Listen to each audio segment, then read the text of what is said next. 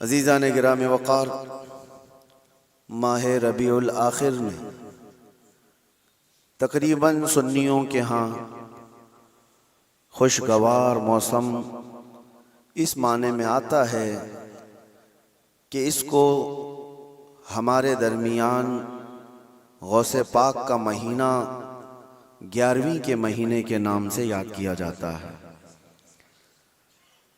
میں سب کی بات نہیں کر رہا ہوں، سنیوں کی بات کر رہا ہوں۔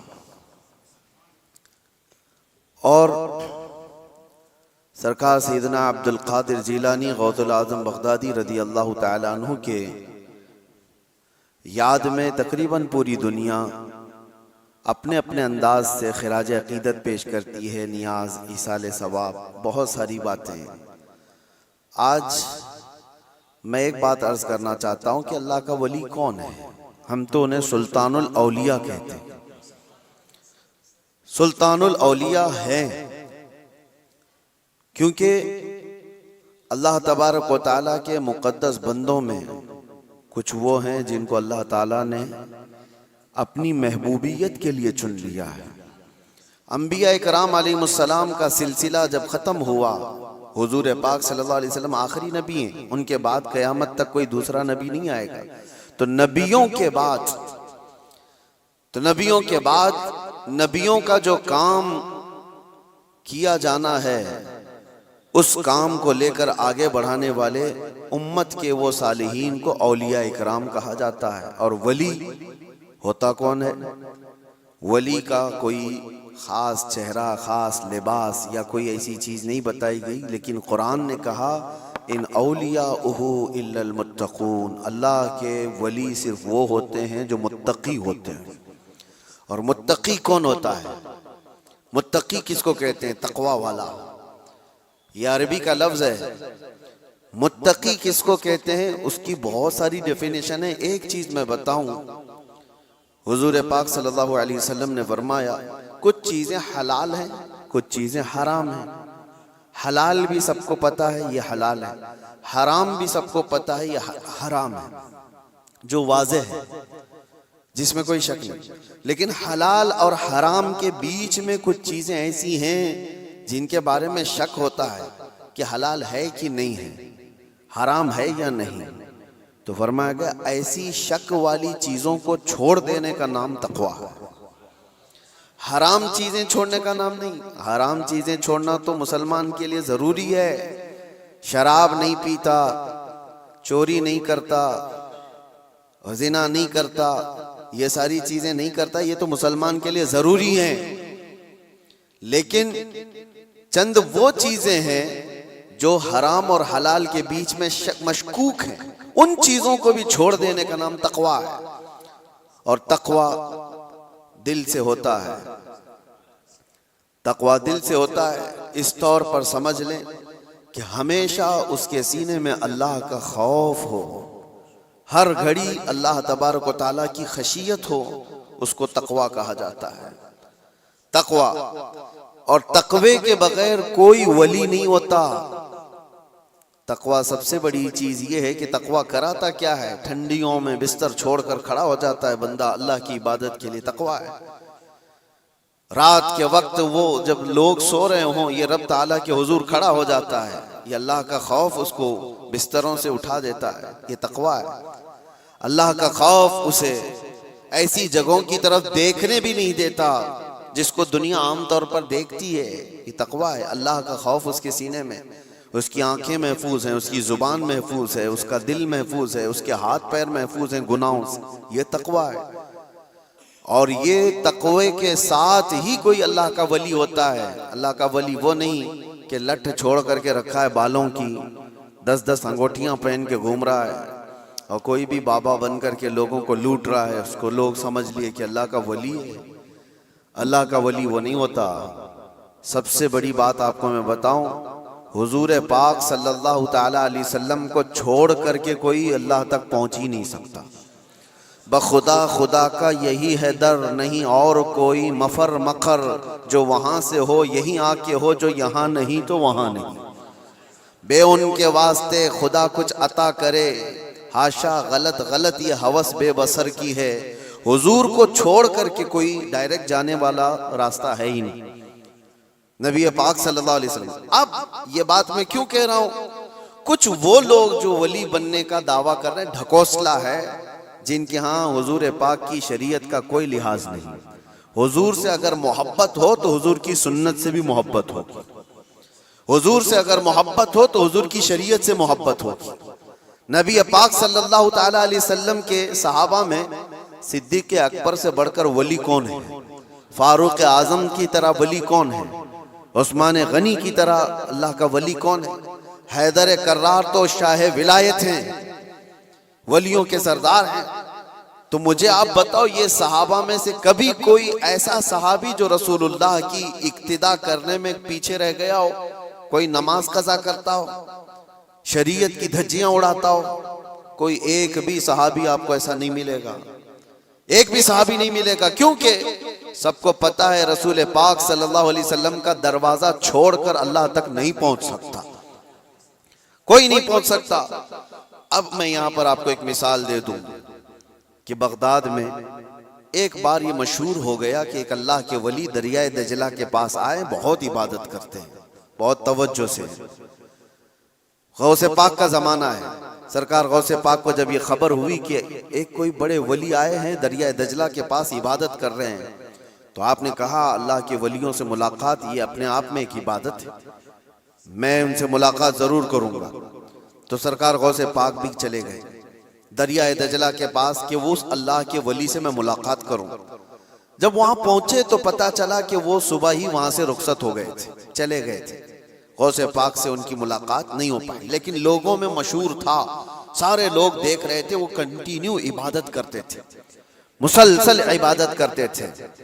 تو غوث پاک رضی اللہ تعالیٰ عنہ جب لوگوں سے پوچھتے ہیں وہ عبادت کہاں کرتے تھے، لوگوں نے بتایا وہ جو جگہ تھی وہ ریت پر جو ہے دریا کے کنارے جو ریتی پڑی ہوئی تھی اسی پر عبادت کرتے تھے۔ غوث پاک غور سے نشانیاں دیکھتے ہیں، ان کے سجدوں کے نشان تھے، ان کے ہاتھوں کے پیروں کے نشان تھے۔ آپ نے غور سے دیکھنے کے بعد پھر کہا تم لوگ جھوٹے شخص کو اللہ کا ولی سمجھ لیے ہو، وہ کہاں سے اللہ کا ولی تھا، تم لوگ کسی کو بھی ولی مان لیتے ہو۔ لوگوں نے کہا آپ نے تو دیکھا نہیں اور ایسی آپ کہہ رہے ہیں، ہم تو ان کو مسلسل عبادت کرتے ہوئے دیکھ رہے تھے، کوئی نماز قضا تو نہیں کرتے تھے۔ غوث پاک کا معیار دیکھیں کس کو وہ اللہ کا ولی سمجھتے تھے، کسوٹی۔ سرکار غوث پاک فرماتے تم نے دیکھا ضرور ہوگا لیکن میں ان کے نشانات دیکھ رہا ہوں، سجدے میں جانے کے، ہاتھوں کے نشان یہاں نظر آ رہے ہیں۔ لوگوں نے پوچھا اس سے کیا سمجھ میں آیا آپ کو؟ کہا دیکھو 10 انگلیاں ریت پر ایسی کھلی ہوئی پڑی دکھ رہی ہیں، اور میرا ماننا یہ ہے کہ جب نبی پاک صلی اللہ تعالی علیہ وسلم سجدہ کرتے تھے تو 10 انگلیاں ملی ہوئی ہوتی تھی، سجدے میں حضور پاک صلی اللہ علیہ وسلم کی انگلیاں ملی ہوئی ہوتی تھی، اور یہ شخص جس کو تم عبادت کرتا ہوا دیکھ رہے ہو اس کی انگلیاں پوری پھیلی ہوئی ہیں، جو حضور کی سنت پر عمل نہیں کرتا میرے نزدیک وہ ولی ہو نہیں سکتا، وہ ولی نہیں ہو سکتا۔ ایک سنت کو ترک کرنے پر غوث پاک فرماتے ہیں کہ میں اس کو نہیں مانتا ولی۔ اب آپ اندازہ کریں لوگوں نے تو پتہ نہیں کس کو ولی بنا لیا ہے، کیسے کیسے باباؤں کے پیچھے یہ گھوم رہے ہیں، وہ ایسے بابا جن کے نماز کا کوئی ٹھکانہ نہیں، دن بھر قوالی میں بیٹھے رہتے، نماز کے بارے میں پوچھو تو کہیں گے مکہ میں پڑھتے ہیں، مدینے میں پڑھتے ہیں۔ کچھ وہ بھی ہیں جو دل کی نمازوں کی بات کرتے ہیں، یہ سب شیطان ہے۔ شیطان اس طرح کے چہرے بنا کر کے امت کو گمراہ کرتا ہے۔ ہمارے علاقے میں ایک مرید صاحب آئے ہوئے تھے کافی سال پہلے، کسی پیر صاحب کے، انہوں نے کہا تھا کہ ہمارے پیر صاحب کی نماز اللہ نے معاف کر دیا ہے۔ میں نے پوچھا تھا کہ کیوں؟ کہا اتنا تقویٰ ہو گیا، اتنی عبادت کی ہیں کہ ان کو اب یہ ظاہری نماز کی ضرورت نہیں ہے، وہ باطنی نماز پڑھتے ہیں۔ میں نے ان کو ایک سپرے مارا تھا، وہ ابھی تک آئے نہیں واپس۔ کہا شریعت میں 4 لوگوں پر نماز معاف ہے، 4 لوگوں پر نماز معاف ہے، نابالغ بچہ ہو تو نماز معاف ہے، ابھی مطلب اس پر نماز فرض ہی نہیں ہوئی۔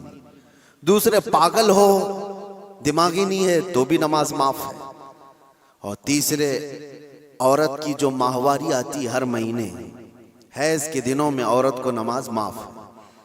چوتھے بچے کی ولادت ہو جائے عورت، اس کے بعد اس کو نفاس جو آتا ہے وہ 40 دن تک بھی ہو سکتا ہے میکزیمم، اتنے دن عورت کو نماز معاف ہے۔ یہ 4 لوگ ہیں جن کو نماز معاف ہے۔ میں نے مرید صاحب سے کہا تھا پیر صاحب کو پوچھ لینا ان 4 میں آپ کیا ہو، یا تو تمہارا پیر نابالغ ہوگا اس لیے نماز معاف ہو گئی، یا تو پاگل ہوگا اس لیے معاف ہے، یا تو پھر وہ 2 کیٹیگری جو بڑی ڈینجر ہے۔ پوچھ لینا میرے عزیزو، غوث پاک پر نماز معاف نہیں ہوئی تو اے رے غیر نتھو کھیرے کی بات کیا ہے؟ سلطان الاولیاء غوث پاک رضی اللہ تعالیٰ عنہ کے ساتھ یہ ہوا تھا، آپ نماز پڑھ رہے تھے، بادل کا ٹکڑا ایک سایہ بن کر کے آپ کے اوپر طاری ہوا اور اس سے آواز آنے لگی، اے عبدالقادر میں نے تجھ پر سارے حرام کو حلال کر دیا ہے، میں نے تجھے نماز معاف کر دی ہے، تو نے اتنی عبادت کر ڈالی۔ اور ظاہر سی بات ہے یہ 4 دن لوگوں میں بیٹھ کر کے عبادت کر کے یہ سمجھ لیں کہ میں بہت کیا ہوں۔ غوث پاک تو وہ ہیں جنہوں نے 15 سال تک ایک پاؤں پر کھڑے ہو کر رات بھر نماز پڑھی ہے، اور تقریباً 40 سال ان کی عبادت کے ایسے گزرے ہیں کہ ایک انگور کے دانے سے سحری کرتے تھے اور آدھے گلاس پانی سے افطاری کر لیا کرتے تھے۔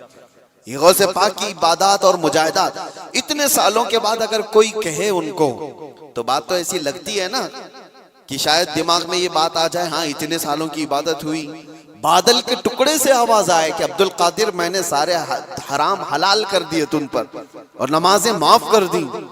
لیکن وہ ایسے ویسے لوگوں کی صحبت پائے ہوئے اور موسمی طریقوں کے ولی نہیں تھے۔ غوث پاک رضی اللہ تعالیٰ عنہ شان محبوبیت پر فائز تھے۔ آپ نے برجستہ کہا یہ آواز رحمان کی نہیں ہے، یہ شیطان کی ہے۔ جب نبی پاک صلی اللہ علیہ وسلم پر نماز معاف نہیں ہوئی تو میں کون ہوتا ہوں؟ اللہ کے رسول صلی اللہ علیہ وسلم جو صاحب شریعت ہیں، حضور نے نماز نہیں چھوڑی، اور وہ بھی آخری وقت تک۔ جانتے ہو روایات میں موجود ہے اس وقت رسول اللہ صلی اللہ علیہ وسلم حجرے سے باہر آ رہے تھے جب آپ کی وفات کو چند ہی دن باقی تھے، حضور کی وفات کو، حضور کے انتقال کو چند دن باقی تھے۔ حضرت ابوبکر صدیق امامت کر رہے تھے، لیکن اس کے باوجود رسول پاک صلی اللہ علیہ وسلم سخت علالت کے بعد حجرے سے باہر تشریف لائے تھے، اس حالت میں کہ روایات میں موجود ہے حضور 2 صحابہ کے کندھوں پر ہاتھ رکھ کر کے باہر آ رہے تھے، پیر زمین پر نہیں لگ رہے تھے۔ اس قدر شدت کی تکلیف کے ساتھ بھی نبی پاک صلی اللہ علیہ وسلم مسجد میں تشریف لا رہے ہیں، اور یہاں مرغ مسلم توڑتے ہوئے بیٹھے ہوئے وہ پیر کہتے ہیں کہ ہمارے لیے نماز معاف ہے۔ غوث پاک نے جب یہ کہا کہ یہ رحمان کی آواز نہیں، یہ شیطان ہے، میرے لیے نماز معاف نہیں ہو سکتی، تو غوث پاک رضی اللہ تعالیٰ عنہ پر اس نے غرور اور تکبر میں لانے کے لیے ایک دوسرا حملہ کیا تھا اور کہا عبدالقادر تم بہت پڑھے لکھے ہو، بہت علم ہے تمہارے پاس، تم پڑھے لکھے نہ ہوتے، علم نہ ہوتا تو آج میرے گمراہی میں آ جاتے۔ شیطان اپنی اصلی حالت پر آ گیا، کہا ٹھیک ہے تم نے مجھے پہچان لیا لیکن تم بہت پڑھے لکھے ہو، تمہارا علم اتنا ہے کہ تم بچ گئے۔ غوث پاک نے کہا تو دوسرا حملہ کر رہا ہے مجھ پر، میرے علم نے نہیں بچایا، مجھے رب کے فضل نے بچایا۔ یہاں پر بھی آدمی بہک سکتا ہے، اگر ہاں کہہ دیا کہ ہاں میں تو پڑھا لکھا ہوں، میں بہت علم والا ہوں، اسی لیے بہت سارے علم والے بھی بھسم ہو گئے، علم والے بھی بہک گئے۔ علم کے ساتھ رب کا فضل ہے تو پھر وہ بچ جاتا ہے۔ میرے عزیزو، عرض یہ کرنا ہے کہ حضور پاک صلی اللہ علیہ وسلم کی شریعت کو چھوڑ کر کے کوئی ولی نہیں ہو سکتا۔ غوث پاک رضی اللہ تعالیٰ عنہ کی 11ویں کرنے والے، نیاز کرنے والے سب سے میرا ایک ہی کہنا ہے اور سب کے لیے ایک میسج ہے کہ تمہاری 11ویں، تمہارے کچڑے، تمہارے نیاز یہ فرض نہیں نہ ہی واجب ہیں، مستحب کے درجے میں آ سکتے ہیں، لیکن فجر کی نماز سے لے کر عشاء کی نماز تک فرض یہ تمہارے اوپر ایسا ضروری ہے کہ اس چیز کے لیے کوئی معافی نہیں ہے۔ 1 سال تم نے دیگ نہیں بنائی، نیاز نہیں کی تو قیامت کے دن نہیں پوچھا جائے گا کہ تم غوث پاک کی فاتحہ کرتے تھے کہ نہیں کرتے تھے، یہ سوال نہیں ہوگا، لیکن یہ سوال ضرور ہوگا کہ فجر میں اٹھے کیوں نہیں تھے، یہ سوال ضرور ہوگا اتنی نمازیں قضا کیوں ہوئی تم سے۔ میرے عزیزو، نوافل اور مستحبات میں پڑی ہوئی یہ امت، میں منع نہیں کرتا، آپ شوق سے، ہم بھی کرتے غوث پاک رضی اللہ تعالیٰ عنہ کے دربار میں ایصال ثواب کے لیے، مرحومین کے لیے ہم نیاز، فاتحہ، ساری چیزیں کرتے ہیں، لیکن اس کا مطلب یہ نہیں ہے کہ کل وہی ہے اور اللہ تبارک و تعالیٰ کی یہ عبادتیں کچھ معنی نہیں رکھتی، نماز نہیں ہے، قرآن نہیں ہے۔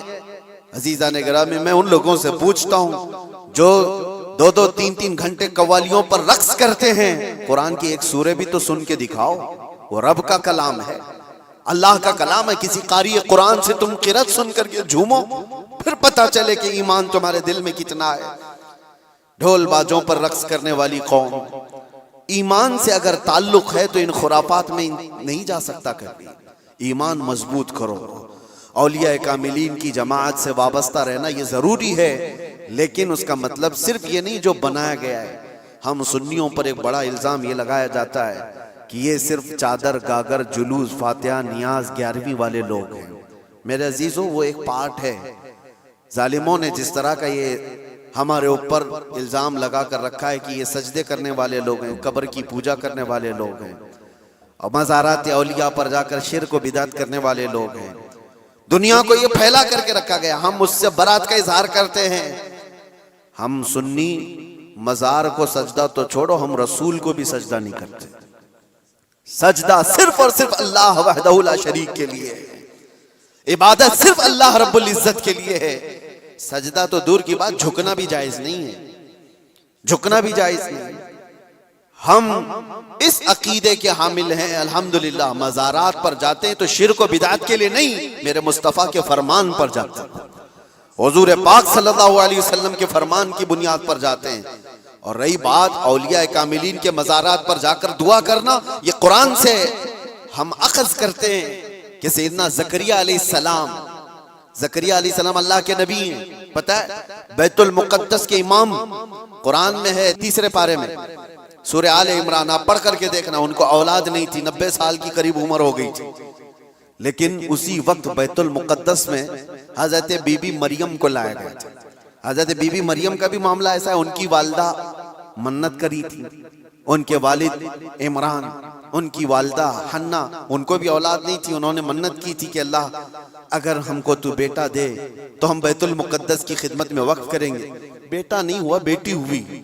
منت کے مطابق انہوں نے اپنی بیٹی کا نام مریم رکھا اور لا کر کے بیت المقدس میں وقف کر دیا بچپن میں۔ تو کس کو دیا جائے گا؟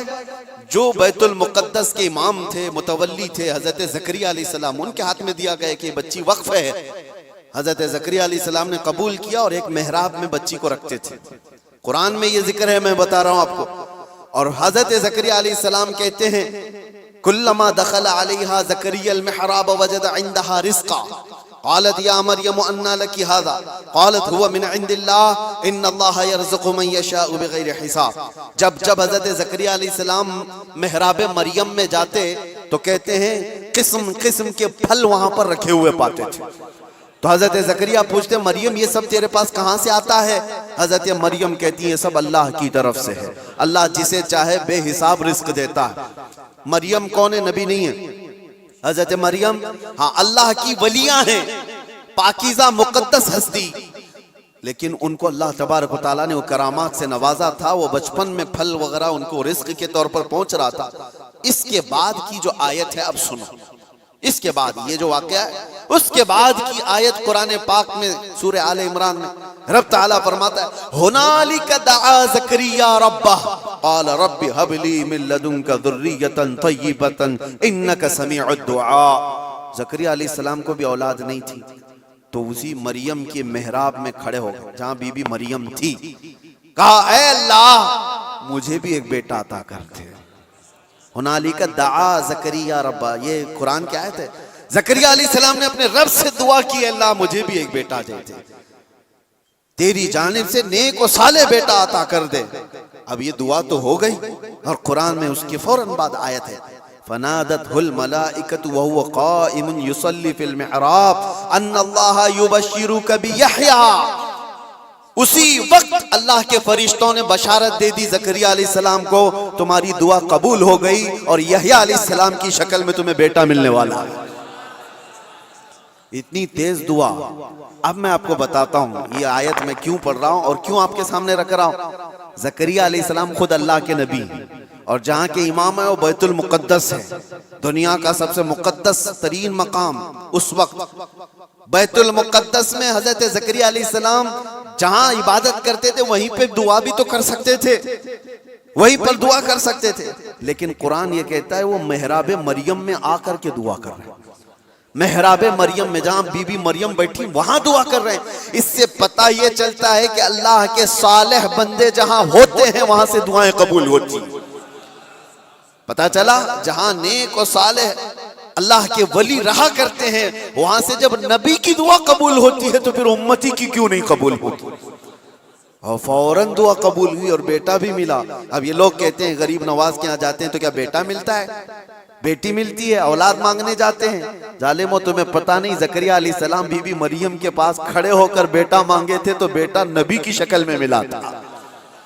ہاں یہ نہیں ہے کہ وہ بی بی مریم سے مانگ رہے تھے, وہ اللہ سے مانگ رہے تھے. لیکن جگہ کون سی ہے؟ جگہ کا بھی اثر ہوتا ہے. ہاں ایک بات میں آپ کو بتا دوں کہ جگہ کا اگر اثر نہیں ہوتا تو مسجدیں اور یہ ساری چیزیں بنانے کی ضرورت کیا ہوتی. عبادت کرنے کے لیے بھی جگہ ہے, کھانا کھانے کی بھی آپ کے گھر میں جگہ ہے, حاجت میں جانے کے لیے بھی کوئی جگہ ہے, آپ کا ٹریٹمنٹ کرنے کے لیے ہاسپٹل میں بھی جگہ ہے. ہر چیز ایک ایک جگہ پر ہوتی ہے کہ نہیں ہوتی؟ ہوتی. جن لوگوں کا وہ ماننا ہے کہ کچھ بھی نہیں ضروری ہے وہاں جانا یہاں جانا, تو میں ان سے کہتا ہوں کبھی باتھ روم میں بیٹھ کر کے ڈاکٹر سے اپنا علاج کرا لو گے. جگہ تو جگہ ہی ہے, بیٹھے ہو نہیں ہے, آپ کو پتہ ہے اس کے لیے ہاسپٹل جانا ہوگا, اس کے بیڈ پر سونا ہوگا, وہاں پر وہ کچھ ٹریٹمنٹ کرے گا. کیا ضرورت ہے پوچھتے ڈاکٹر سے آ جاؤ میرے ٹوائلٹ میں علاج کر لو, یہیں انجیکشن لگا دو. میرے عزیزو گندگیوں میں بیٹھا ہوا آدمی وہ اپنا علاج کرانے کے لیے بھی اٹھ کر کے چلا جاتا ہے.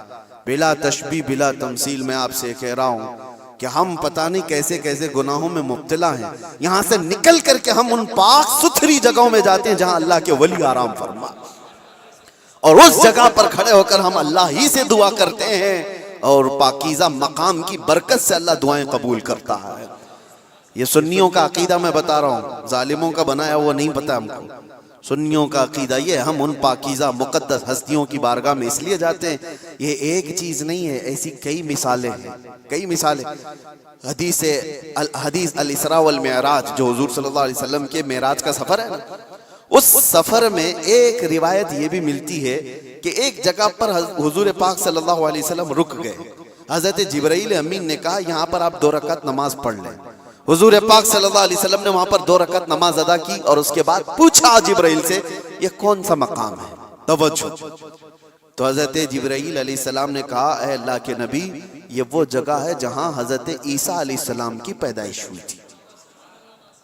بی بی مریم سے حضرت عیسیٰ علیہ السلام کی پیدائش ہوئی تھی, وہاں پر حضور پاک صلی اللہ علیہ وسلم نے 2 رکعت نماز ادا کی.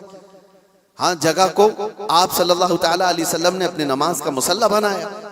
اس روایت سے میں آپ کو بتانا چاہتا ہوں جہاں عیسیٰ علیہ السلام پیدا ہوئے وہاں ہمارے نبی نماز پڑھے, اور جہاں میرے مصطفیٰ پیدا ہوئے ہو کیا وہ جگہ دعاؤں کی قبولیت کی نہیں ہو سکتی؟ صرف اتنا ہی نہیں میرے عزیزوں, مقدس مقامات کو اللہ تبارک تعالیٰ نے خود فرمایا ہے کہ آپ خانہ کعبہ جاتے ہیں طواف کرنے کے لیے. طواف کرنے کے بعد جیسی طواف ختم ہوتا ہے اس کے بعد سب سے پہلا کام آپ کا کیا ہے؟ قرآن کہتا ہے پہلے پارے میں وَاتَّخِذُوا مِن مَقَامِ إِبْرَاهِيمَ مُصَلَّى, مقام ابراہیم کو اپنی نماز کی جگہ بنا لو. مقام ابراہیم ہے کیا چیز؟ مقام ابراہیم کیا ہے؟ جا کر کے آپ دیکھنا اس میں ایک پتھر ہے جس پہ حضرت ابراہیم علیہ السلام کے 2 پیروں کے نشان ہیں. بس اس کے علاوہ کیا ہے؟ ایک پتھر ہے اس پر ابراہیم علیہ السلام کے 2 پیروں کے نشان ہیں. تو اس پتھر کے پاس رب تبارک و تعالیٰ فرماتا ہے تم اپنی نماز پڑھو, حاجی ہو کہ معتمر ہو کہ خالی طواف کرنے والا ہو, 7 چکر طواف کے بعد مقام ابراہیم پر وہ ضرور 2 رکعت نماز پڑھے گا, 2 رکعت نماز پڑھے گا. ان کو پتہ نہیں جو اعتراض کرنے والے وہ پوچھتے نہیں کہ پتھر کو عبادت کر رہے ہیں لوگ, یہاں پہ پتھر کو سجدہ کرنے جا رہے ہیں. نہیں ظالموں, پتھر کو سجدہ نہیں کر رہے, یہ رحمان کا حکم ہے, رحمان کا حکم ہے. اس لیے حکم ہے کہ وہ پتھر اب افضل ہو گیا جس پر اللہ کے نبی کے پیروں کے نشان ہیں. جس پر کھڑے ہو کر ابراہیم علیہ السلام نے پورے کعبے کی عمارت تعمیر کی تھی، وہ پتھر افضل ہو گیا۔ اب آپ سوچو، پتھر کھڑے ہونے والے نبی کی وجہ سے افضل ہے تو پھر وہ نبی کتنے افضل ہیں، ہاں ان کے قدم کتنے افضل ہیں۔ ہم تبرکات والے لوگ ہیں، اس لیے ہم ان کی نہیں مانتے۔ ہم تو چھوٹی سی بھی کوئی چیز نسبت کی ملتی ہے تو ہم اس کو احترام سے سر آنکھوں پر رکھتے ہیں۔ آج بھی بحمدہ تعالی حضور پاک صلی اللہ علیہ وسلم کے منہ مبارک پوری دنیا میں دیکھے تو سنیوں کے پاس ہی ملے گی، کیونکہ قدر ان کو ہی ہے، اور وہ چاہتے ہیں کہ حضور پاک صلی اللہ علیہ وسلم سے ریلیٹڈ جو بھی چیز ہے وہ عظمت والی ہے۔ اولیاء کاملین کی بات کر رہے ہیں میرے عزیزو، بہت ساری باتیں ہیں، اب آپ کو میں بتاتا ہوں۔ جو ایک بڑا سوال یہ ہے کہ یہ اولیاء کرام کے لیے کہانیاں گڑھ لیتے ہیں لوگ، کرامت کرامت کرامت کہتے ہیں۔ جو کرامت کا انکار کر رہا ہے وہ قرآن کا انکار کر رہا ہے۔ ہاں، ہر ولی کی کرامت تو قرآن سے میں نہیں بتا رہا، لیکن اللہ تبارک و تعالیٰ نے جو فرمایا وہ آپ کو بتا رہا۔ ہم نے کہا غوث پاک رضی اللہ تعالیٰ عنہ، اب چند باتیں میں سرکار غوث پاک کی بتا کر اس اعتراض کا جواب دیتا ہوں۔ سلطان الاولیاء غوث پاک رضی اللہ تعالیٰ عنہ کی بارگاہ میں ایک عورت آئی اپنے بچے کو لے کر، کہا کہ اس کو اپنے پاس رکھ لیجئے۔ آپ نے قبول کر لیا، بچہ تربیت میں آ گیا۔ غوث پاک کی بارگاہ میں رہنا پلنا کس کے نصیب میں ہو۔ چند مہینوں کے بعد وہ خاتون آئی، اپنے بیٹے کو دیکھا، بہت دبلا پتلا، بالکل کانٹی ہو گیا، ہڈیاں نکل گئی۔ ماں تو ماں ہے، دیکھتی ہے بچہ کیسا ہو گیا، سوکھ گیا، کاٹا ہو گیا۔ تو اس نے دیکھا کہ غوث پاک کہاں ہیں، جا کر کے دیکھتی ہے اندر تو غوث پاک کے دسترخوان پر اچھی اچھی غذائیں تھی، کچھ مرغ گوشت وغیرہ رکھے ہوئے تھے، اور یہ بوڑھی عورت کا بیٹا سوکھی روٹی پانی میں بھگو کر کھا رہا ہے، کونے میں بیٹھا ہوا۔ اب ایک ماں کو لگے ہی بات، خود اتنا اچھا کھانا کھا رہا ہے، میرے بیٹے کو پرورش میں رکھے، کیسا کھانا کھلا رہے اس کو۔ اس عورت نے کہا یہ کیسی تربیت ہے سیدنا عبد القادر، یہ کیا ہے، میرا بچہ تو ایسا ہے۔ آپ نے جواب کچھ نہیں دیا۔ تھوڑی دیر کے بعد کھانا ختم ہونے کے بعد ان ہڈیوں کو ایسے جمع کیا اور کہا قم باذن اللہ، اللہ کے حکم سے اٹھ جاؤ۔ ایک مرغی پھڑ پھڑاتی ہوئی کھڑی ہوگی۔ ہاں، آپ نے کہا کہ جب تیرا بچہ اس قابل ہو جائے تو وہ بھی روز مرغی کھائے۔ اس کی تربیت چل رہی ہے، اس کی تربیت چل رہی ہے۔ جب بندہ اپنے نفس کو مار لیتا ہے تو اللہ ساری طاقتیں اس کو عطا کرتا ہے۔ اللہ کے لیے جب بندہ دنیا چھوڑ دیتا ہے تو اللہ اس کا ہو جاتا ہے۔ تو غوث پاک کی یہ بات بتانے پر ایک صاحب مجھ سے کہہ رہے تھے کہاں سے آپ یہ ساری چیزیں لے کر کے آ گئے کہ ایک بندہ بھی کسی چیز کو زندہ کر رہا ہے۔ انہوں نے یہ نہیں دیکھا کہ غوث پاک نے کیا کہا، اللہ کے حکم سے اٹھ جا۔ گفت ہے وہ گفت ہے خدا بوت، فارسی میں کہا جاتا ہے اللہ کا ولی اس مقام پر پہنچ جاتا ہے کہ جب وہ بولتا ہے تو زبان اس کی ہوتی ہے، کلمہ اللہ کا ہوتا ہے، کلمہ اللہ کا ہوتا ہے۔ غوث پاک کی اس کرامت پر اعتراض کرنے والے، تمہیں پتہ نہیں مردوں کو زندہ کرنا، اگر یہ صرف اور صرف آپ یہ کہتے ہیں کہ اس کی وجہ سے شرک ہو جائے گا، شرک کا عقیدہ، اللہ کا کام یہ زندہ کرنا اللہ کا ہی کام ہے، لیکن اللہ اگر کسی کو یہ طاقت دے دے تو کیا ابراہیم علیہ السلام کا واقعہ قرآن میں نہیں ہے؟ 4 پرندے لے لو، ان کو ذبح کرو، ان کا قیمہ کرو، مکس کرو، 4 پہاڑوں پر رکھ کر کے آؤ، 3 پارے میں ہے۔ اور ابراہیم علیہ السلام نے 4 پرندوں کو ذبح کیا، ان کا قیمہ کیا اور الگ الگ پہاڑوں پر رکھ کر آئے، اور پھر اللہ نے فرمایا ہر پرندے کا نام لے کر بلاؤ، ثم ادعوہن یأتینک سعیا۔ قرآن میں پرندوں کو جب سے ابراہیم علیہ السلام نے پکارا وہ اڑتے ہوئے آئے اپنی اپنی منڈیوں کے ساتھ، اور ادھر جو گوشت تھا وہ پورا جسم بن گیا، اور سب کے سب اپنے اپنے منڈیوں سے جڑ گئے اور زندہ پرندہ ہو کر اڑ گئے۔ یہ واقعہ قرآن میں موجود ہے۔ صرف اتنا ہی نہیں میرے عزیزو، عیسیٰ علیہ السلام کے بارے میں قرآن کیا کہتا ہے کہ عیسیٰ علیہ السلام وَأُبْرِئُ الْأَكْمَحَ وَالْأَبْرَصَ وَأُحْيِي الْمَوْتَى بِإِذْنِ اللَّهِ، جو سفید داغ والا ہوتا تھا، کوڑ کی بیماری والا ہوتا تھا، عیسیٰ علیہ السلام ہاتھ رکھتے تو صحیح ہو جاتا تھا، اور کبھی مرے ہوئے آدمی کو ٹھوکر مارتے تو زندہ کھڑا ہو جاتا تھا، مٹی کے پرندے بناتے پھونک مارتے وہ اڑنے لگ جاتے تھے۔ یہ ادھر ادھر کی کتابوں کی بات نہیں کر رہا ہوں، قرآن کی بات کر رہا ہوں، قرآن میں موجود ہے۔ اللہ کے نبیوں کو اللہ نے یہ طاقت عطا کی تھی۔ میرے عزیزو، غوث پاک رضی اللہ تعالیٰ عنہ کی اس کرامت پر اعتراض کرنے والے وہ صرف ظاہر کو دیکھتے ہیں۔ غوث پاک امت مصطفیٰ کے ولی کامل ہیں، رسول اللہ کی امت کے وہ اولیاء کے سردار ہیں۔ اللہ نے ان کو وہ طاقت عطا فرمائی تھی کہ جب وہ کسی چیز کو ہاتھ لگا دیتے تو اللہ ان کی اس چیز کو پوری فرما دیتا تھا۔ اب آپ کو چند کرامتوں کے بعد یہ بھی میں بتا دوں۔ ایک بار غوث پاک رضی اللہ تعالیٰ عنہ بیان کر رہے تھے اور ایک چیل اڑتی ہوئی آئی اوپر سے، بہت چین چین چین آواز کر رہی تھی، تو مجمع میں ادھر سے ادھر لوگ دیکھنے لگ گئے۔ ڈسٹرب ہو جاتا نا، یہاں ہوتا ہے، ابھی تھوڑی سی آواز ادھر آ جائے تو سب کی گردنیں ادھر ہو جائیں گی۔ اور غوث پاک کے مجمع میں یہ بے ادبی ہے، حضور غوث پاک خطبہ دے رہے ہوں اور ادھر ادھر کوئی چہرے اٹھائے تو آپ نے صرف اور صرف گھور کر کے اس چیل کو دیکھا، اس کی منڈی الگ اور دھڑ الگ، گر گئے، وہ مر کے تڑپنے لگی، ختم ہو گئی۔ آپ کا خطبہ چلتا رہا، اب کوئی گردن اٹھا کے دیکھتا بھی نہیں تھا، سب غوث پاک کی طرف کہ وہ نگاہ جلال جو چیل پر پڑی تھی کہیں اور بھی نہ پڑ جائے۔ سب کا انہماک توجہ کے بعد جب غوث پاک کا خطبہ ختم ہوا تو ایسا نہیں کہ آپ اس چیل کے پاس گئے، اس کے منہ کو اٹھایا، اس کے دھڑ سے لگایا، کہا قم باذن اللہ، اللہ کے حکم سے اڑ جا۔ وہ چیل پھر سے زندہ اڑتی چلی گئی۔ یہ کرامات کے باب میں ہے، یہ کرامات، اس کو کیا کہتے ہیں؟ کرامت معجزے کا پرتو ہے، اللہ کے ولی کے ہاتھ سے ایسا کام جو عام آدمی نہیں کر سکتا، اور یہ خصوصی طاقت اللہ تعالیٰ نے اپنے بندوں میں ان اولیاء کو دی ہے جو متقی اور پرہیزگار ہوتے ہیں۔ اب میں آپ کو بتاتا ہوں، وقت کم ہے، یہ کہتے ہیں کہانیاں ہیں، یہ لوگوں کی بنائی ہوئی داستانیں ہیں۔ میرے عزیزو، تم کو ماننا اور نہ ماننا یہ ہمارے لیے ضروری نہیں، اور نہ ہی ہم کسی کو منوانے جا رہے ہیں۔ بات اتنی ہے کہ حضرت سلیمان علیہ السلام کے دربار میں بھی یہ بات ہوئی تھی کہ سلیمان علیہ السلام کے دربار میں سارے پرندے حاضر تھے، ایک پرندہ نہیں آیا تھا، ہدہد لیٹ سے آیا۔ سلیمان علیہ السلام جلال میں کہا اس کو میں سزا دے دوں گا۔ بہت دیر کے بعد آیا، پوچھا کہ تیرا عذر بتا، کیوں تو تاخیر سے آیا؟ یہ بھی قرآن کی بات کر رہا ہوں، 19ویں پارے میں اٹھا کر کے آپ پڑھ لینا اس کو۔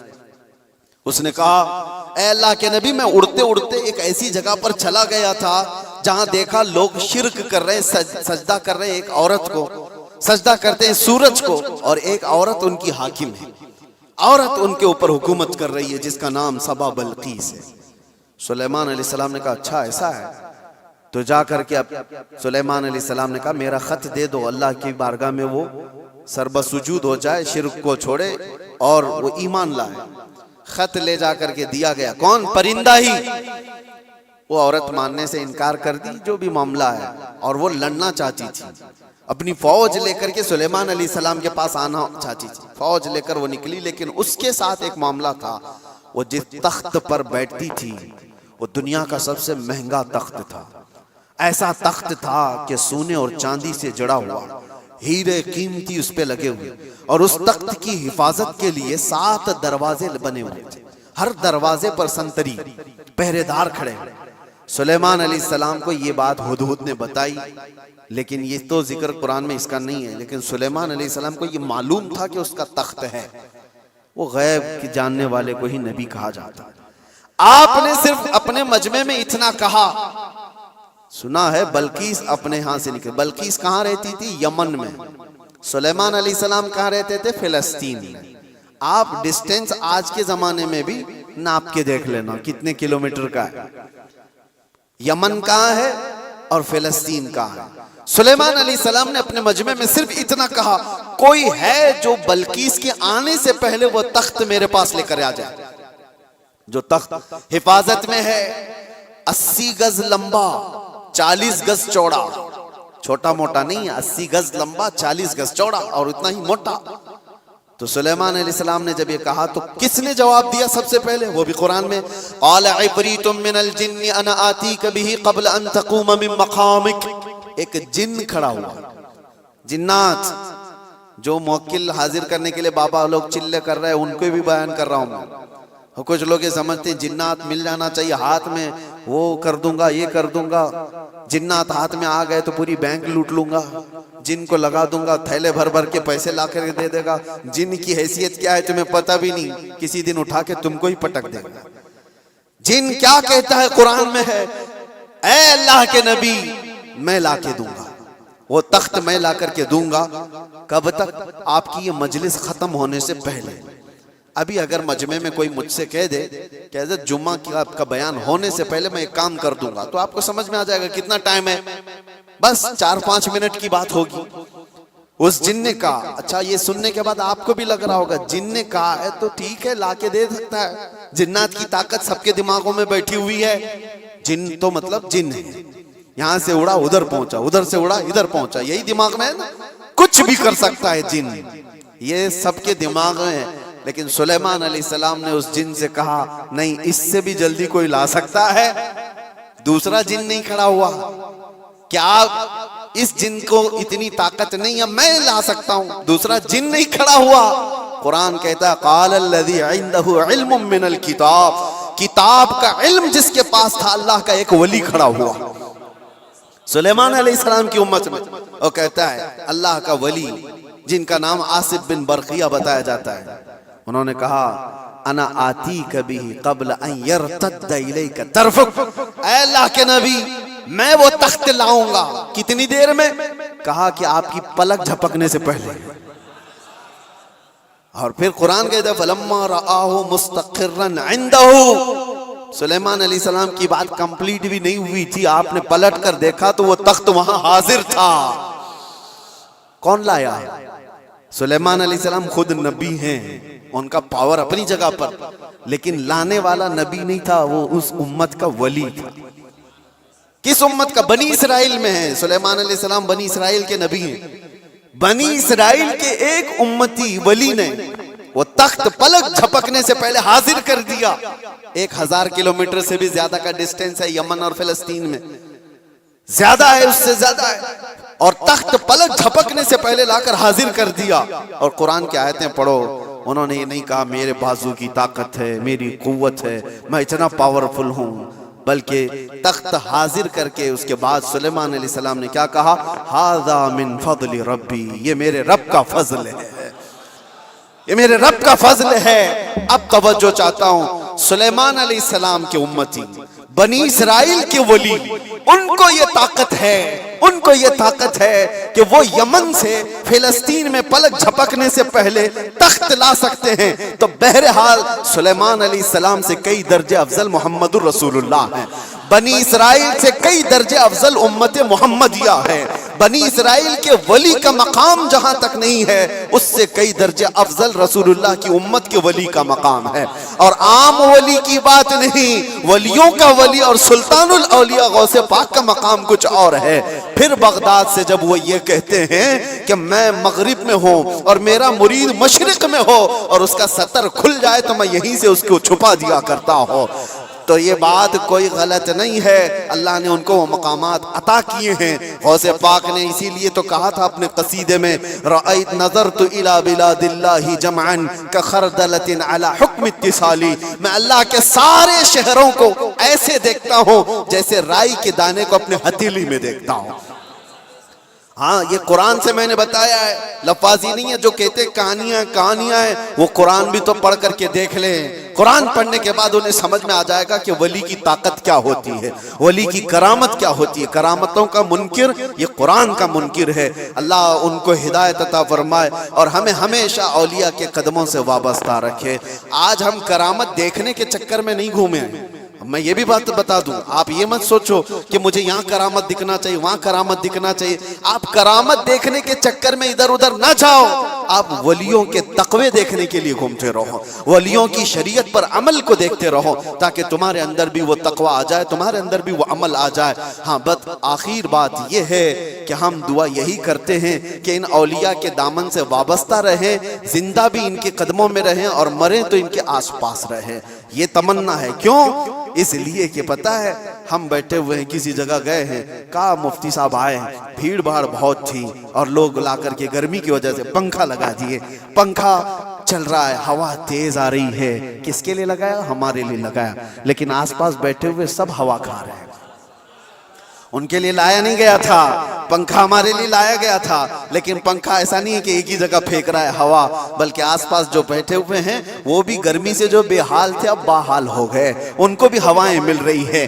یہی بات ہے، اولیاء کے آستانوں کے پاس جانے سے اللہ کی رحمتیں جھما جھم برس رہی ہوتی ہیں، ہم گنہگاروں پر بھی وہ چھینٹے پڑ جاتے ہیں اور ہمارا دل بھی چمکنے لگ جاتا ہے۔ اللہ تبارک و تعالی ہمیں تقوی عطا فرمائے، اولیاء کاملین کے واسطے اللہ تبارک و تعالی آخرت میں ہماری مغفرت فرمائے۔ وآخر دعوانا الحمدللہ رب العالمین۔ السلام علیکم۔